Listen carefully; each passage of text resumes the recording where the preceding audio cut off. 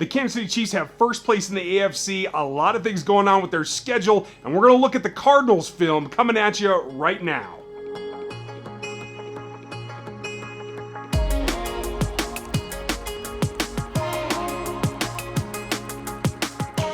Welcome back to RGR. I'm Ryan, and this is me going rogue.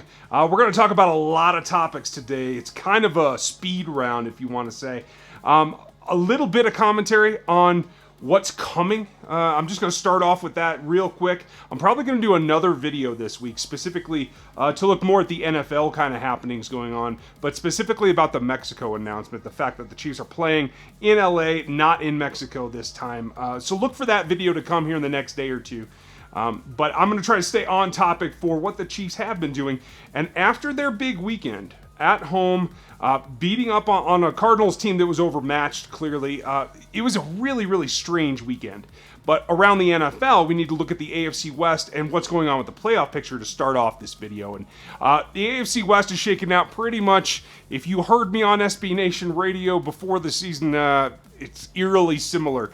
The Chiefs are on top of this division, and there's a lot of talk about the Chargers. Chargers are number 2, exactly where I had them, but the talk just keeps going on about these guys, even though they've done nothing to prove that they can beat the Chiefs in any kind of head-to-head matchup. So keep an eye out for that. It's definitely a developing factor, but the Broncos are bringing up third, having a struggling season underneath a coaching staff that is challenged, to say the least. I don't expect that coaching staff to be in place for next season in Denver.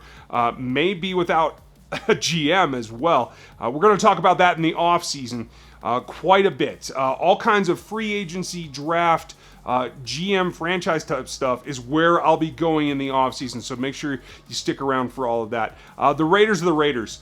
Nobody knows why. Nobody understands.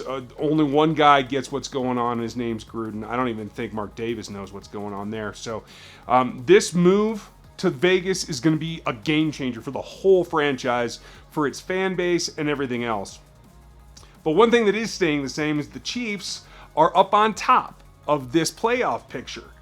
And a lot of things came through for the Chiefs this week. Not to say the least is the Patriots losing. And at this point, the Chiefs have a lead on them that's a game and a half. I mean, the tiebreaker is still a factor should everything shake out where they end up with a tied record. But, with 2 more losses at this point, the Chiefs are in good shape, driving for a home field advantage even over the Patriots.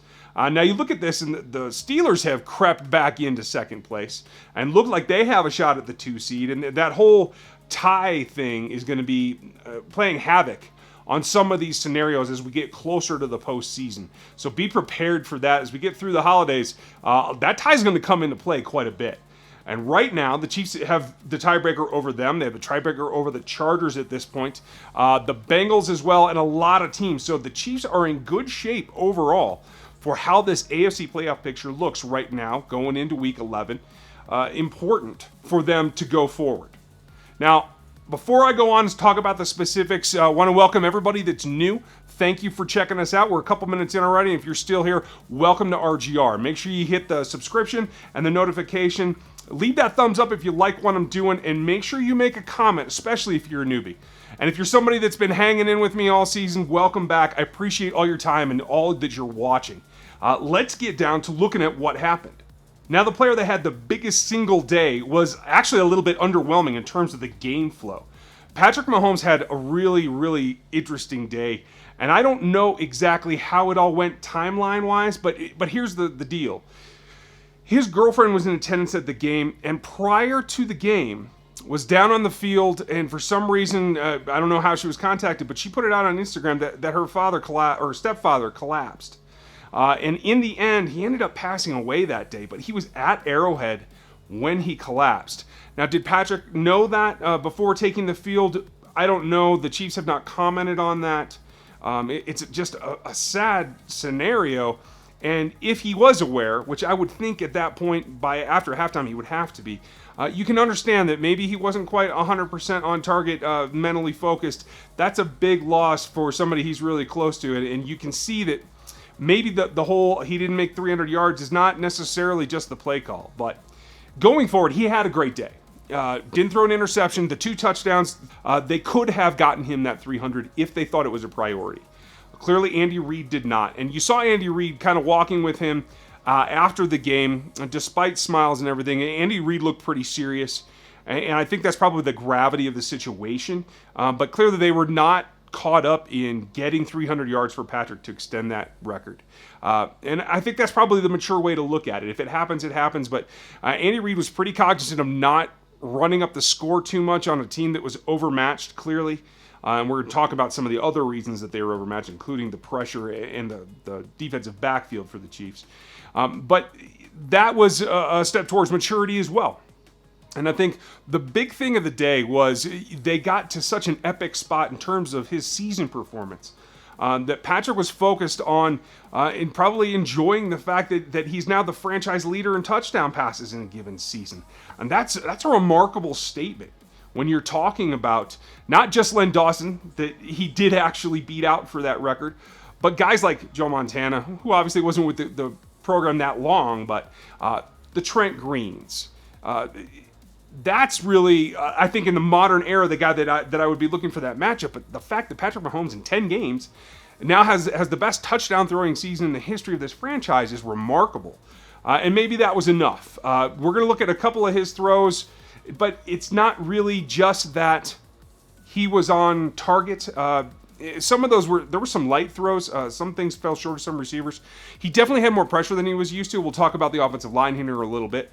But especially the deep throw to Tyreek Hill was a function of the coverage, but also just the fact that he was able to control coverage with his eyes, make his reads, and deliver a ball that was once again in the perfect spot for Tyreek Hill to pull in and make such a enormous play. You think that those two firing up for this next game against the Rams, that's very important. I think that's going to be a matchup that you're going to see stressed in a number of different ways. I'll be talking about that in the game plan video later in the week. Now, the other guys that really pitched in and really have to be stressed, besides Tyreek Hill, Kareem Hunt's going to have a big day coming up as well. And you saw him run very well against the Cardinals. Not a ton of carries, but averaged a great yards per carry early in the game until he got in that rapid duty. And, for anybody just looking at the box score, kind of drops down his stats overall because of those carries where everyone knew what he was doing. The Chiefs didn't throw a first or second down pass after the 10-minute mark in the fourth quarter, so that tells you exactly how they were feeling. Now, the big thing came on the other side of the ball.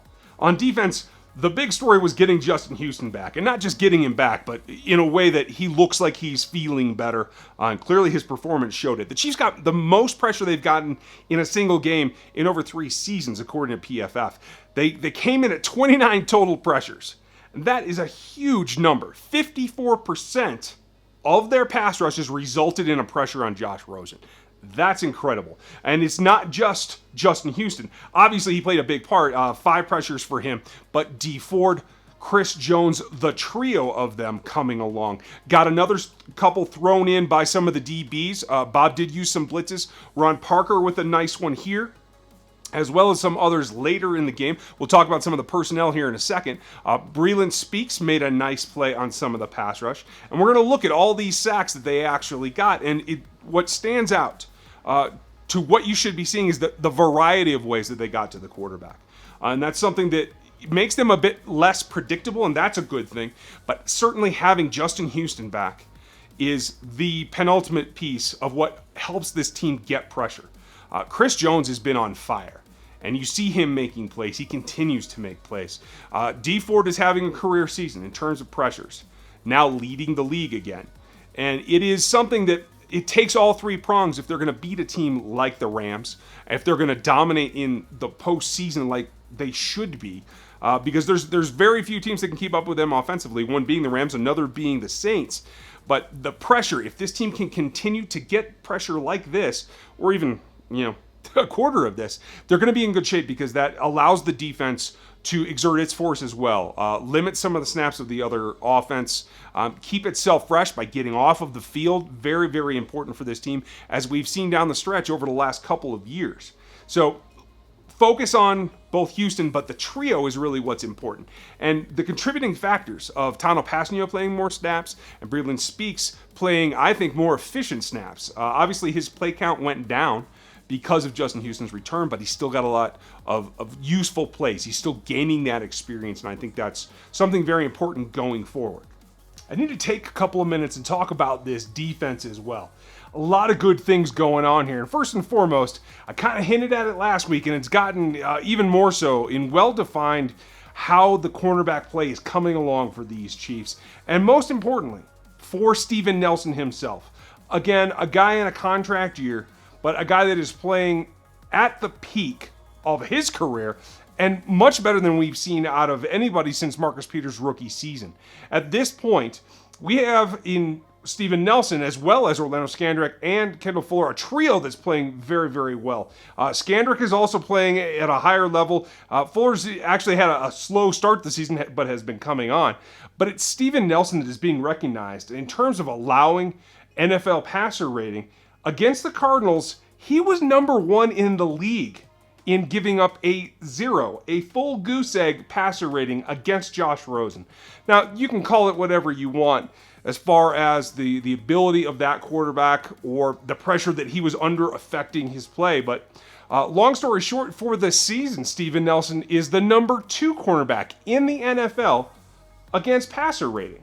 And that's something I think has been sleeping a little bit too low, and we need to pay more attention to that. The guy is having just an extreme season for himself and for this team, and it's something that they have grown to rely on. And I think that's part of the surge that we've been seeing as the pass rush has been able to get back to the point where they can help this secondary. Very, very important. And there's a lot of new tweaks going on in the defense itself, but in particular, a couple of interesting things. Got Dan Sorensen back. You saw him play with a vastly varied group of defenders. He was on the field with Reggie Ragland. He was on the field with Dorian O'Daniel. He was on the field with Ben Niemann. He was played mostly in the box, where I think he actually belongs. Got matched up on some tight ends that he did a good job on. A little bit rusty. Certainly started the game on a poor note, just a lack of visibility. But he in particular made an impression and helped this defense along. Ben Niemann put in some quality snaps. We'll see some of his stuff here. A guy that is not the biggest or most athletic, but he is an athletic guy. Did get beaten coverage a couple of times, most importantly by David Johnson down the side. But against the run, he was a step up. I think he looks athletic. I think he understands the defense at this point. And he's giving the combination to the Chiefs that they can use him early downs, Dorian O'Daniel later rounds, and they've got that second position filled with Anthony Hitchens out next to Reggie Ragland. And once Hitchens is back, they might take some of that back over, but it gives them more options. And I think Ben Niemann is proving himself to be a viable option going down the line as this team gets ready for the playoffs. Another thing that stood out this week is that Bob Sutton called an interesting game. He got back to some of the things he did earlier in his tenure here in Kansas City by calling some more blitzes, some exotic things, some that we saw Ron Parker get home on a quarterback sack. We saw great play where Kendall Fuller actually got the pressure from showing one way, and Kendall Fuller coming off the corner from the opposite direction really paid off. But the thing that I think I like the most is that Breeland Speaks has been coming along as an edge rusher. They moved him around, and they put him inside a couple of times. One play in particular got a great bull rush right up the middle, affected the quarterback, crushed the pocket, and that's an aspect that I think you're going to see more of for Breeland Speaks now that Justin Houston's back, and if he can maintain that, you could have all three of them rushing the passer fairly consistently. It's a package that, paired with Chris Jones, I think is really going to hit home and be able to consistently produce pressure. And that pressure is paramount as they go through. It protects the secondary, it protects the offense, and it's something that I think right now, Breeland Speaks is going to have his role adjusted, and he'll still be playing a meaningful role. But the fact that Bob Sutton is moving pieces around, getting back to a little bit of the mad scientist, at least for 1 week, very important thing to see for this team going forward. Now I want to know what you think. Are you happy with the defensive progression? Are they a capable unit at this point? Hit in the comments and let me know, and let the rest of the folks know. I'm very much looking forward to this next game. I'll have more for you on the game plan video that'll talk about the change of venue as well. And it is a Monday night game, so I'm going to have an extra video a little bit here earlier in the week. Keep an eye out for that. I'll be live late Monday night after the game. Thank you for all of your time and spreading the word and joining and watching along. Thank you again, and I'll talk to you next time.